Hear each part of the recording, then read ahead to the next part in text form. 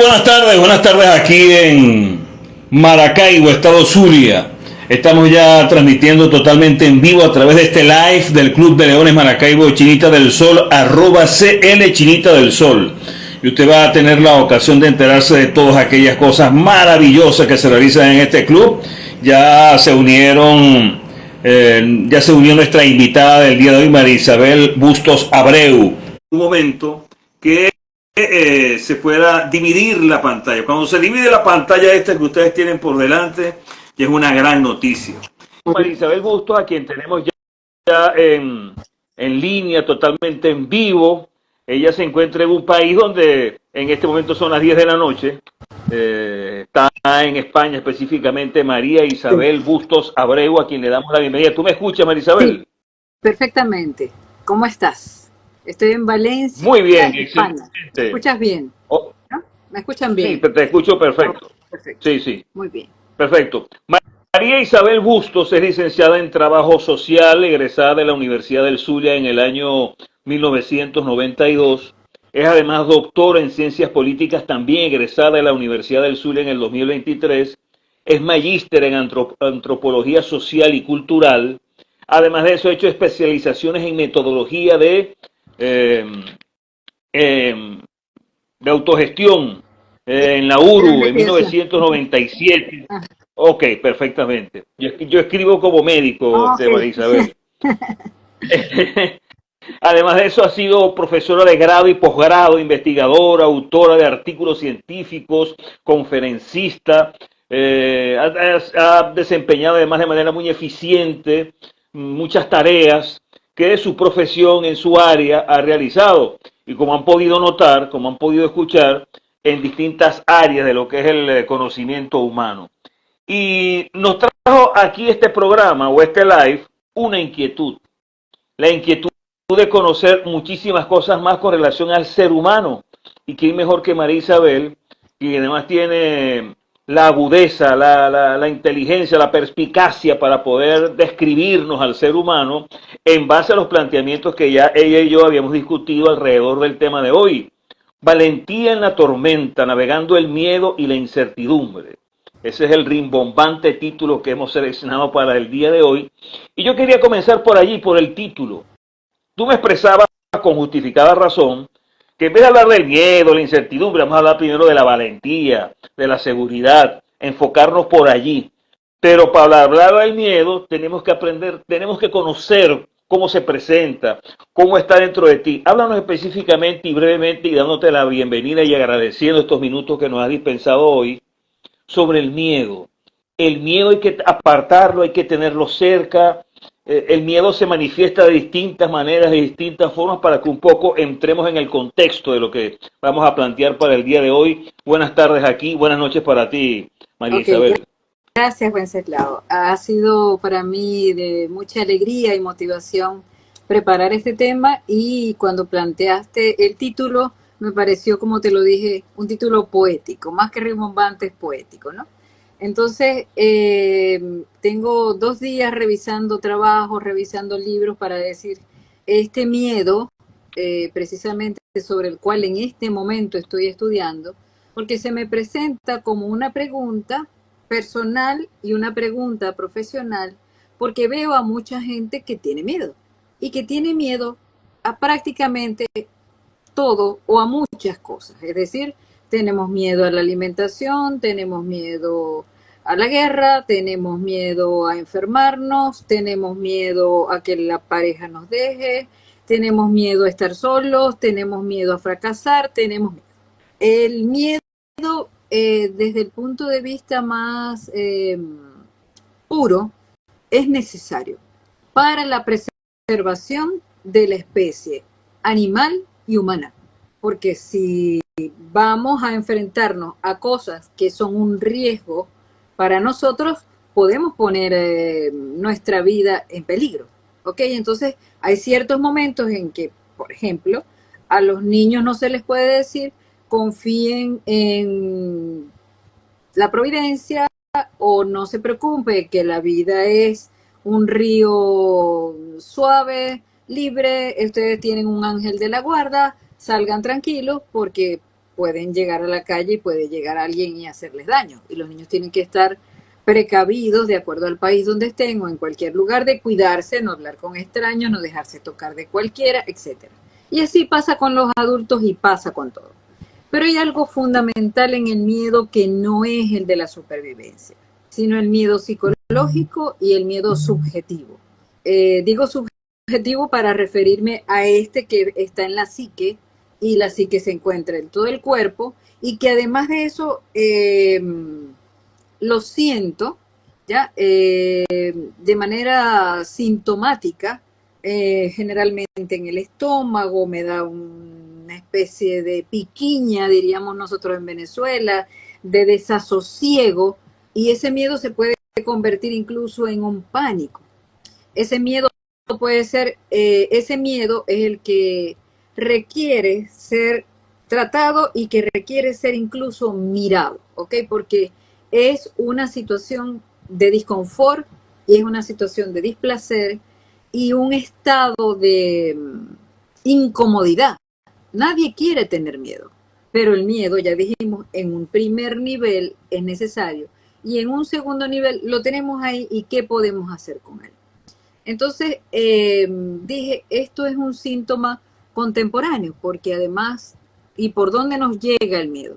No solo por la televisión, no solo por las redes sociales conocidas, no solo por TikTok, no solo por la inteligencia artificial, nos llega por las advertencias de los vecinos. Es decir, estamos en un tiempo donde estamos pasando de una etapa del mundo occidental conocido, industrializado, a otra etapa.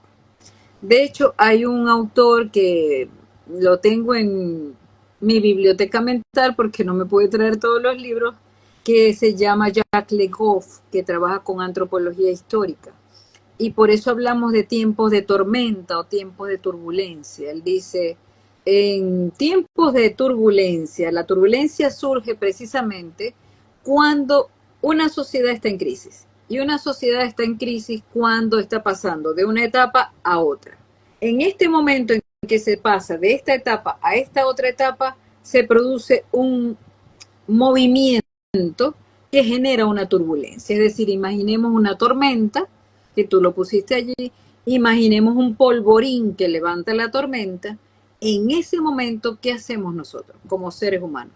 Nos podemos resguardar de la tormenta, podemos salir a la tormenta y arriesgarnos a que una lata, un pote, un objeto que esté en la tormenta nos caiga, podemos arriesgarnos a mojarnos, o podemos esperar a que pase la tormenta y salir. Pero lo que recomienda Le Goff es precisamente, en momentos de turbulencia no hay que tomar decisiones trascendentes, ¿ok?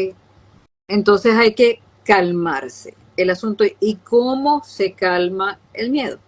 Ya pudiéramos decir, no obstante... Ahí quería yo abordar lo siguiente, María Isabel. Estamos hablando de un momento que el que tú mencionas y que con justificada razón pasar de una etapa a otra va creando esa especie de turbulencia y crea en los humanos también incertidumbres por saber qué viene, qué es lo que viene ahora. Tal cual. Y para allí combatir ese miedo y para afrontar lo que viene hay que tener valentía además. Ajá. Hay que tener bien puestos los pantalones para lo que viene, para lo que se presenta, para lo que prontamente estará llegando.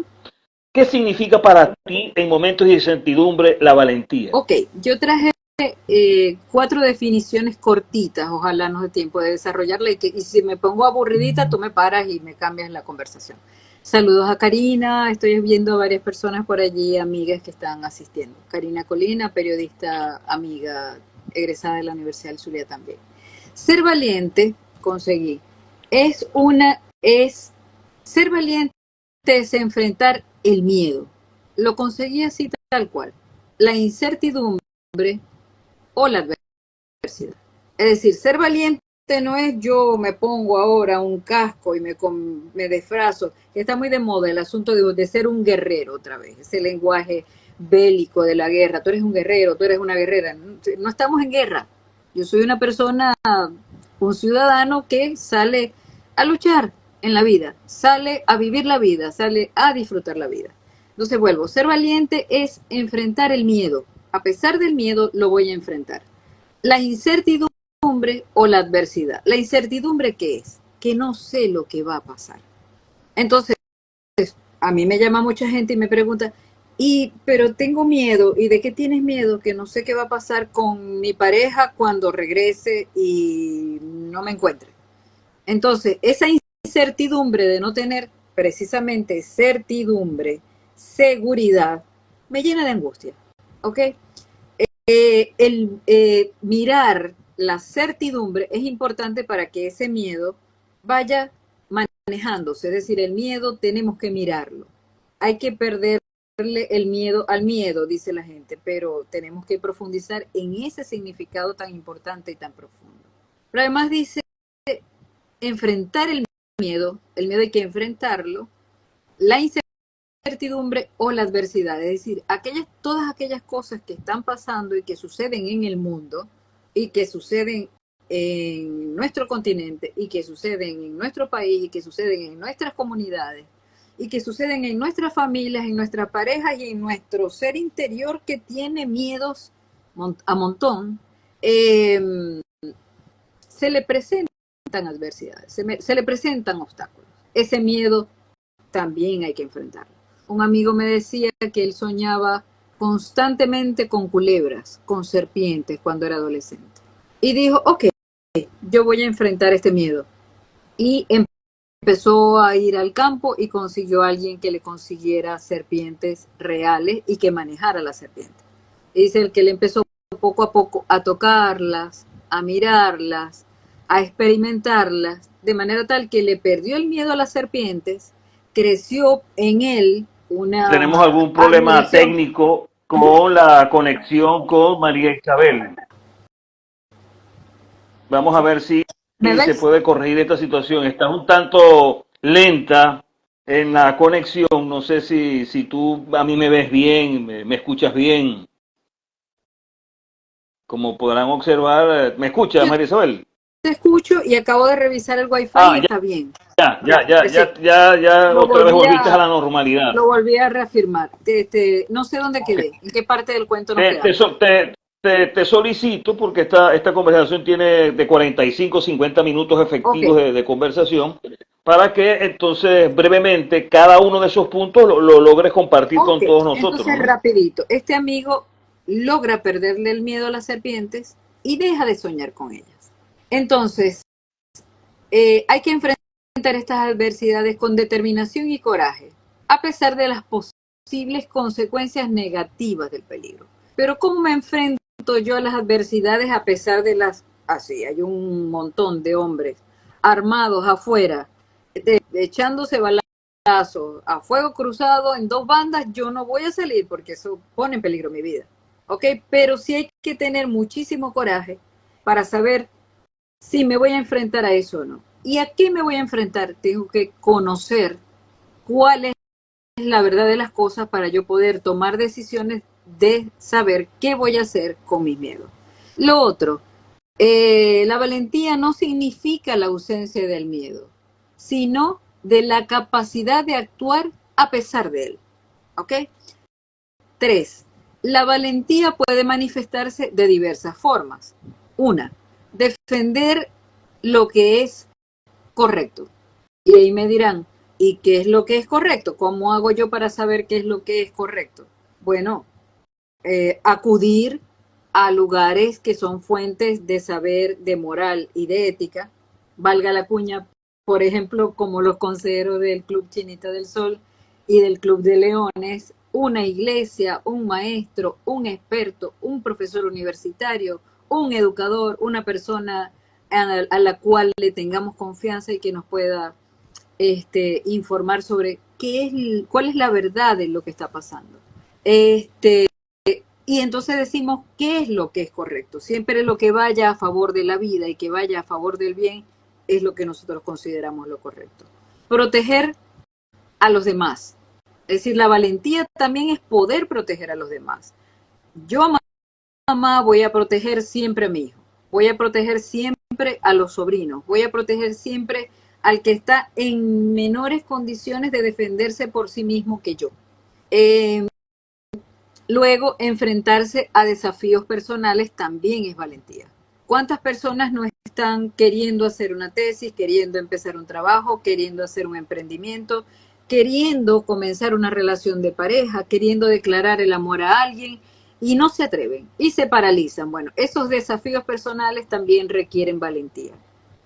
Y por último, Dentro de toma el todas estas cosas, María de, Isabel, dentro de todas estas cosas que estás enumerando con relación a la valentía, de esas cosas que pueden aflorar en algún momento, ajá, en estos momentos turbulentos que vive la humanidad en ajá, general,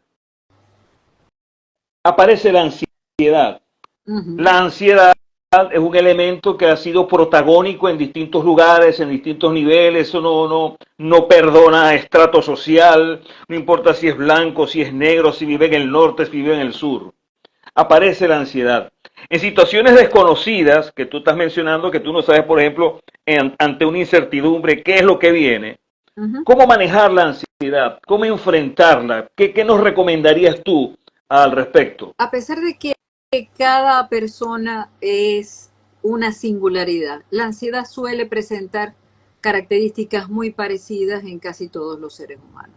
Lo que llaman ansiedad o angustia, lo llamamos en el área del psicoanálisis. La angustia generalmente tiene que ver con el futuro que no ha llegado. De hecho, hay muchos psicólogos del área de las terapias cognitivo-conductuales que dicen la depresión está en el pasado porque tiene que ver con las pérdidas y la angustia está en el futuro porque tiene que ver con lo que no ha llegado y yo lo estoy esperando. Ahora, cuando me pregunto qué irá a pasar y me da angustia, ¿cómo trabajo esa angustia?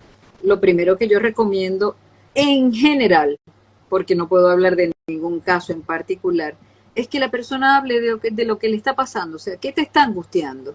Probablemente no es lo que cree que le está pasando. Y ante la angustia hay una fórmula que no quisiera que sonara a receta, pero cuando estamos en tiempos de que tenemos que dar observaciones rápidas, efectivas, probablemente aceleradas, que sean en 2 palabras, yo digo, ok, actividad y vinculación. Eso es de importancia capital. Siempre habrá, por muy paralizada que esté una ciudad, por muy asustada que esté la gente, por muy confinada por una pandemia, siempre habrá libros que leer, siempre habrá un closet o un armario que arreglar, siempre habrá un patio que barrer, siempre habrá un árbol al cual quitarle las hojas y podarlo, siempre habrá un techo que pintar, siempre hay cosas que hacer, ¿ok? Y lo otro es vincularse. Ayer vi por casualidad, digo por casualidad porque la película yo no la escogí, en Netflix y estaban 2 novios, una chica y un chico, y estaban novios, no, estaban enamorados y se estaban tirando indirectas a través de un tercero que estaba en un autobús. Hasta que una señora mayor, que es la que los está oyendo, se baja y dice, yo opino que esos 2 novios de los que ustedes hablan deberían dejar un poco las pantallas, mirarse a los ojos y orientarse un poco a la piel. Es decir, no quiero decir vamos a dejar las pantallas, pero vamos a volver a vincularnos con el sujeto cercano. Y ese sujeto cercano, en Venezuela particularmente, es la familia. Son tus pares de compañeros de trabajo, tus amigos, manténlos. Uno puede estar triste y aparece un grupo de amigos y a uno se le olvida la angustia. Entonces, por eso vuelvo y repito, actividad y vinculación. Son 2 cosas muy importantes si hablamos de la generalidad de las personas que Claro, están angustiadas. Uh-huh. estamos conversando con María Isabel Bustos. Ella es licenciada en Trabajo Social, tiene un doctorado en Ciencias Políticas, es magíster en Antropología Social y Cultural. Y si seguimos leyendo el currículum, estaremos No aquí hasta terminamos. una hora determinada, ella va a amanecer y todo lo demás. Y con ella estamos abordando estos temas que tienen que ver con angustias, con miedos, con incertidumbres, con seguridad, pero también la calma es un elemento importante porque la calma incluso te puede servir, y es lo que particularmente pienso yo, para establecer o utilizar estrategias para, en tiempos de crisis, ver cómo manejarnos en algunas Ajá. situaciones. ¿Tú nos pudieras hablar de algunas estrategias a utilizar para mantener la calma ante las situaciones que se nos puedan presentar. Para mantener la calma ante una situación que genera angustia es acudir a la racionalidad. Es decir, mirar cuál es la situación con lo que llaman la frialdad de la racionalidad, que a mí no me parece que la racionalidad sea fría. La ponen fría en el lenguaje popular porque está como que desvinculada de las emociones y eso no es verdad. ¿Ok? ¿Cuál es la situación que yo estoy viviendo para observar bien cuáles son los elementos de esa situación? Y una vez que esos elementos de esa situación estén identificados, yo los puedo revisar, pensar, inclusive identificar con nombres, ¿ok? Para luego actuar. Hay un autor norcoreano que se llama Byung-Chul Han, que a mí me gusta mucho, y él dice que las sociedades actuales eh, viven en la inmediatez, en el imperativo categórico de la felicidad, es decir, estamos obligados a ser felices aunque no estemos felices. Tenemos que salir con los amigos, tenemos muchos imperativos que son sociales y que no tienen que ver con nuestro deseo. Y él dice que la respuesta que él le da de su propuesta a la aceleración y a la necesidad de la inmediatez de las sociedades industrializadas actuales es la contemplación. Porque solo en la contemplación puede surgir la creatividad. Y él siendo norcoreano, es decir, asiático, es filósofo y estudió filosofía precisamente porque él podía, no, como hablaba su idioma natal y quería aprender a estudiar, a hablar en alemán, estudió escoger filosofía porque se estudiaba una hoja por día. Entonces, lo segundo es saber que lo que está pasando, hasta qué punto tiene que ver conmigo. Yo creé aquello que está afuera, yo soy culpable de todo lo que está pasando en el afuera, en el colectivo, en la sociedad, en la comunidad, en la familia, y hasta qué punto tengo yo responsabilidad en esa situación. Tengo que resolverlo, es asunto mío, entonces tú me llevas a pensar en otro elemento, ¿cuál es? Hay que saber poner los límites. Si hay cosas que ya me desbordan, si hay cosas que me dan muchísima angustia, si hay cosas que me generan malestar, que me producen trauma, que me generan rechazo, yo le puedo decir a esa persona que me genera ese rechazo y ese malestar, por favor, en este momento no me siento bien. Lo que me estás diciendo me afecta.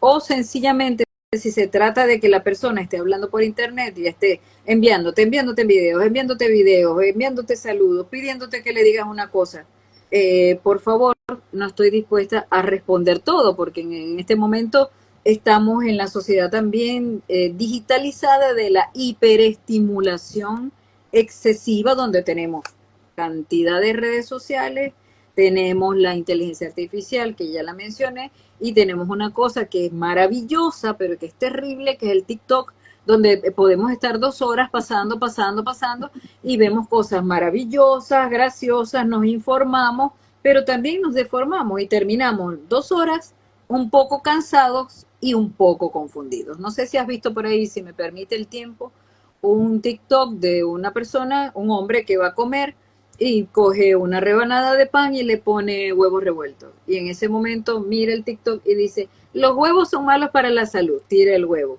Se va a meter el pan en la boca y mira y dice, lo cambia. Y dice, el pan tiene mucho trigo, tira el pan. Va a tomar la leche. La leche se está demostrado que se produce cáncer.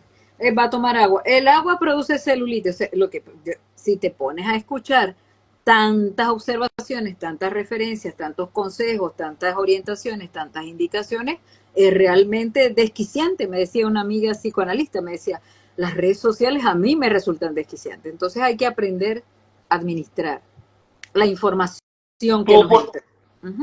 Cuando al principio yo leía, para quienes nos están siguiendo en este live, parte de lo que es tu experiencia profesional, yo decía, si hay alguien que además de que nos está hablando y nos estamos alimentando de ella, aprendiendo de ella, en este caso de ti, yo me imagino que ella en su vida personal ha tenido que afrontar situaciones que de una u otra forma, con las herramientas que tú conoces, has tenido que resolver, ¿no? Sí, sí. Tú pudieras en este momento, y te quiero hacer una doble pregunta, breve para respuestas Ajá. breves. ¿Puedes compartir con nosotros una experiencia personal donde en algún momento tuviste que enfrentar un miedo significativo? Y la otra que tiene que ver con esto, ¿hay una lección, alguna lección importante que hayas aprendido? Y me voy otra vez al título de esta conversación, Valentía en la tormenta, navegando el miedo y la incertidumbre. Todos ustedes no escapamos a la desconectividad y en algún momento, tanto allá en España como aquí nosotros, no sabemos quién comenzó, nos salimos del aire en estos minutos. Vamos a enviar de nuevo la invitación a María Isabel, que estamos tratando para el día de hoy, que tiene que ver con la valentía en la tormenta, navegando el miedo y la incertidumbre. Ya repetimos, le enviamos la invitación a María Isabel, se la reiteramos, a la invitación a María Isabel para que pueda con nosotros. Ya la tenemos de nuevo por ustedes. Como dicen siempre que la tercera es la vencida, pero para nosotros va a ser la segunda, así que no hay problema.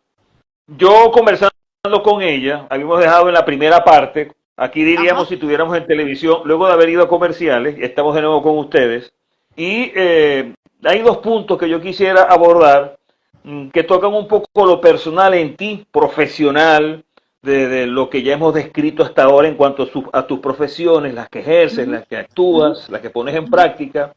Y yo quisiera escuchar de ti una experiencia personal en donde en algún momento tuviste que enfrentar un miedo que para ti es o fue significativo. Y por otro lado, lo que tiene que ver con la lección importante. Generalmente ante estas situaciones uno trata de extraer cosas positivas, aprender de ellas y lecciones importantes que hayas aprendido al navegar por el miedo, un poco parafraseando lo que es el título de esta conversación.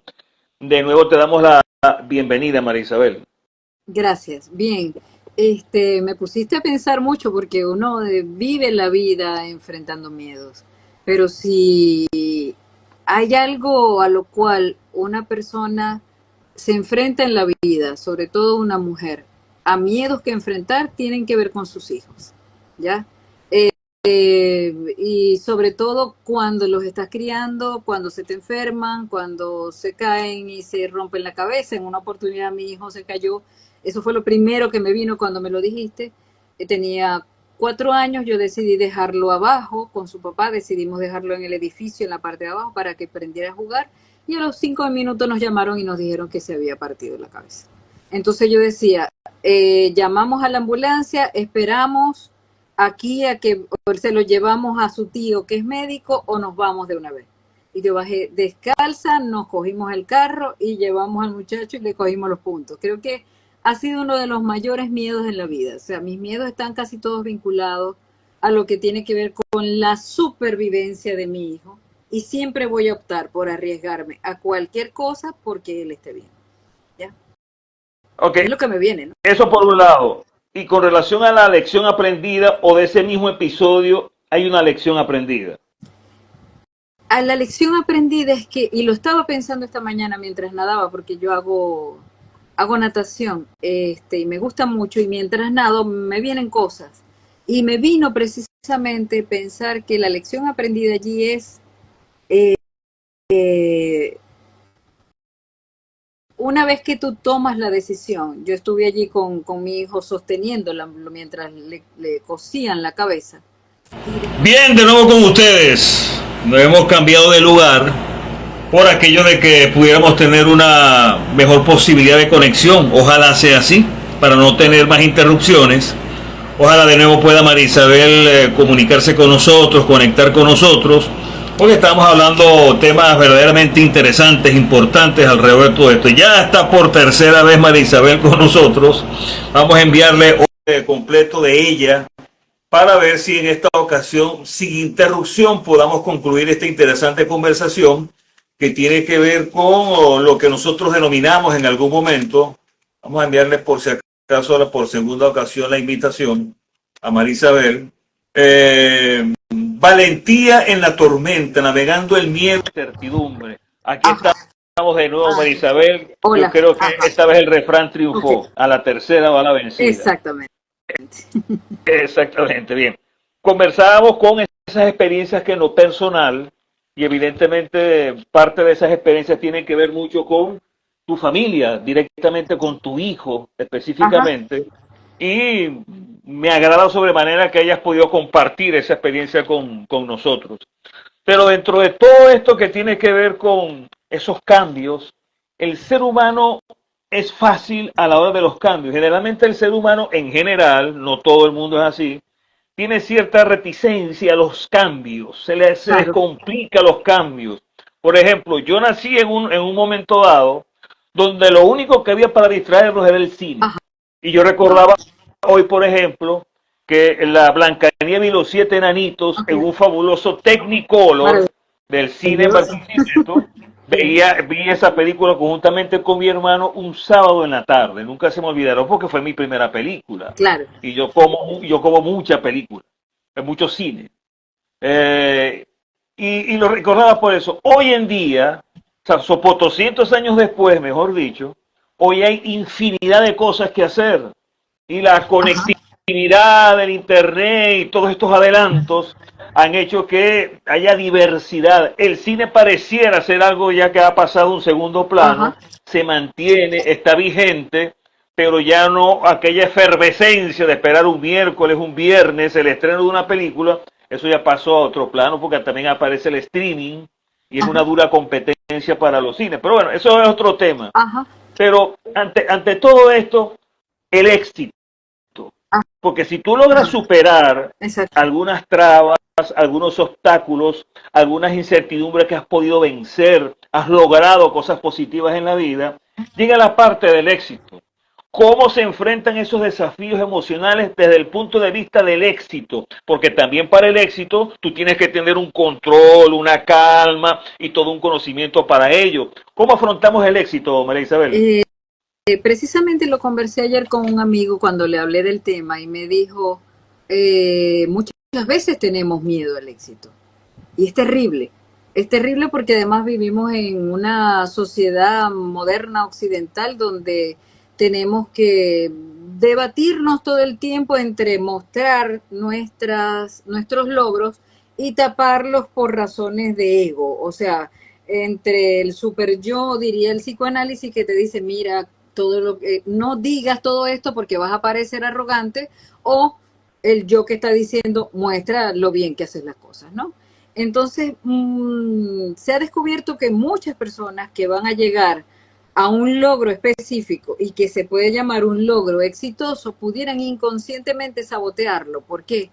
Porque es cuando consigues ese logro viene un reto superior al logro que tenías, ¿ya?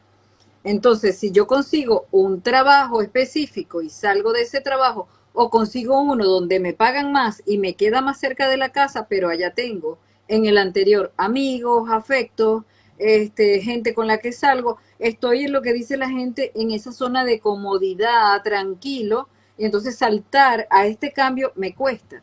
Pero yendo a lo social macro, te decía que en este cambio en el que estamos en el mundo, de un lugar a otro radicalmente distinto, Heinz Sontag, un sociólogo específico, decía, las crisis suceden en las sociedades cuando lo viejo se resiste a morir y lo nuevo no termina de nacer. Perfecto, buena frase. No para concluir, porque nos quedan todavía algunas cosas que conversar con María Isabel Bustos. Yo dejé para esta parte final o recta final de esta conversación, María Isabel, algo que ya tú mencionabas con relación al entorno o a lo que rodea a esa persona, que puede confrontar miedos, que pueda estar abrumada por la incertidumbre además, que es la importancia de la gente que lo rodea. Ya tú lo tocabas, pero yo quisiera que profundizaras en eso, porque dentro de lo que es un equipo familiar, como diría un amigo ya desaparecido, el team familiar, el conjunto familiar siempre es importante. Entonces yo quería que hablaras de ese necesario apoyo que la familia y tus más cercanos y consecuentes personajes importantes de vida, tienen que lograr en el sentido de que si ella o él presenta alguna dificultad, algún problema, para poder sortear esos pasos que ya hemos venido Ujú, comentando y que tú muy bien has ujú. explicado, el entorno entonces cobra una importancia capital en todo esto, ¿no? Y fundamentalmente en Venezuela y en Latinoamérica, cuando decía actividad y vinculación, la primera vinculación de todo ser humano en cualquier parte del mundo es con su familia. Él nace en una familia, sea nuclear, sea extendida, sea matriarcal, sea patriarcal, de cualquier tipo que sea, tú naces ya en una familia. Pero Venezuela tiene una singularidad respecto al resto de los países latinoamericanos. Tiene una estructura cultural matricentrada. Y el hombre que se ha producido en la cultura venezolana no es el homo faber, es decir, el hombre que fabrica y produce de Europa, de la modernidad, sino que es el homo convivalis, es un hombre que es lo que es en la medida en que su singularidad, que no su yo, está supeditada a una relación. Y esa relación es fundamentalmente con la familia. Y dentro de la relación de la familia, lo principal en Venezuela es la relación con la madre. En la escuela de Alejandro Moreno, donde yo me formé, encontramos que la familia venezolana es matricentrada porque la madre es centro de todas las decisiones y de los afectos y de todos los movimientos de la familia. El padre está de manera poco significativa porque él pertenece a su madre y, como se dice popularmente en Venezuela, los hijos son de la madre. Pero no solo es la familia, la sociedad venezolana es matrirrelacional, porque es una sociedad donde se relacionan grupos dirigidos por madres con otros grupos dirigidos por madres. Si queremos hacer una analogía con las redes sociales tecnológicas de la virtualidad, no hay nada más parecido a eso que las enredaderas tropicales familiares que están sostenidas, fundamentadas y orientadas por la figura materna en Venezuela. Y eso va desde el campo de lo individual familiar hasta el campo de lo educacional, hasta el campo de lo cultural y hasta el campo de la política. Las mujeres deciden, los hombres representan. Y somos una, es decir, todo lo que ataque, dañe a la familia, se puede colocar en un lugar que llaman ahora del mal, porque para un venezolano la familia es fundamental. O sea, un venezolano que se queda sin familia va a sufrir mucho, porque ese es su sentido de vivir. ¿Ya? Hablabas hace rato con relación a la diferencia marcada que existe entre esa relación del hombre con su familia en esta parte del Uh -huh. mundo y tú estás en un mundo que es el mundo que está en el norte del planeta, Ajá. que pareciera ser todo lo contrario, desprendido con su familia. Háblanos un poco brevemente de esa relación que tú te encuentras, por ejemplo, en Valencia, en España, el europeo en general, muy distinto al latinoamericano, a tu zona de hábitat por muchos años, Venezuela, Maracaibo, marcadas diferencias, María Es Isabel. que no, eso es lo que a mí me tiene sorprendida, porque teóricamente yo había estudiado todo el tiempo la comparación entre la familia moderna, que es la europea, y la familia venezolana. Y yo me encuentro ahora en Valencia y la razón que me hace quedarme en Valencia y escogerlo como lugar para desarrollar los estudios que estoy desarrollando es la presencia de la familia. ¿Qué pasa? Que la noción de familia es distinta a la nuestra. Es decir, todos los días, si yo salgo aquí hay muchos bares, muchos cafés, la comida es muy buena y es muy económica, y tú te sientas allí a conversar. Es impresionante ver cómo llegan los yayos le dicen aquí a los abuelos, con los niños pequeños, esperan a los padres, llegan los padres, después se suman los adolescentes que vienen del colegio, se sientan a comer. Y esta es una sociedad conformada por familias en Valencia particularmente. Yo en una oportunidad estuve viviendo en Madrid hace unos años, también estuve en el País Vasco, que también está centrado en la madre. Allá lo que hay es un matriarcado, porque la madre es la que decide incluso hasta el apellido, ¿no? No lo tienen los hijos, cuando hay matrilinealidad. Pero entonces, Diferencias radicales que el padre aquí existe, el padre es la autoridad. La madre juega el papel de madre de que cría a los hijos y los sostiene. Los hijos se independizan con mayor facilidad que los nuestros. Ya a los 16 años están buscando cómo salir a buscar trabajo. Pero existe la relación entre hermanos que entre nosotros no hay, porque nosotros tenemos una relación propiciada por la mamá. Si yo tengo un problema con Wenceslao, que es mi hijo, que llega tarde, yo no se lo reclamo a Wenceslao, sino que yo se lo digo a Jesús y decirle que me tiene preocupada Wenceslao para que Jesús le diga a Wenceslao que no llegue tarde, que mami no duerme. Entonces, no hay posibilidad de relación hermanada en Venezuela. Son hermanos, se la llevan bien, pero la madre cría a cada hijo como si fuera un hijo único. Aquí cada hijo es independiente y los hijos son cómplices entre sí y la madre no se mete en eso, el padre tampoco, ¿ok? Cuando los hijos se van, el proyecto de pareja en España sigue y ves a los viejitos en la calle que tienen la edad que tú quieras, 70 y pico, 80 y tantos, y los hijos saben que ellos son pareja y su relación sigue. En Venezuela, cuando los hijos se van, la relación de los padres comienza a tambalearse y la mamá se va con uno de los hijos, es decir, no hay un proyecto de pareja que no sea los hijos en sí mismos y la casa. Es decir, la casa es de la madre y los hijos son de la madre. De hecho, en caso de divorcio, ¿a dónde va a parar el hombre siempre? A casa de su mamá. El 31 de diciembre, el 24, el Día de la Madre, que es casi un día de fiesta nacional, el hombre no está con su esposa y con sus hijos, sino que está en casa de su mamá. Ok, entonces en Venezuela tenemos una familia que no es atípica ni estructurada, sino que es una familia centrada en una familia conformada por una madre con sus hijos. Lo demás existe, pero no a la usanza europea o a la usanza moderna.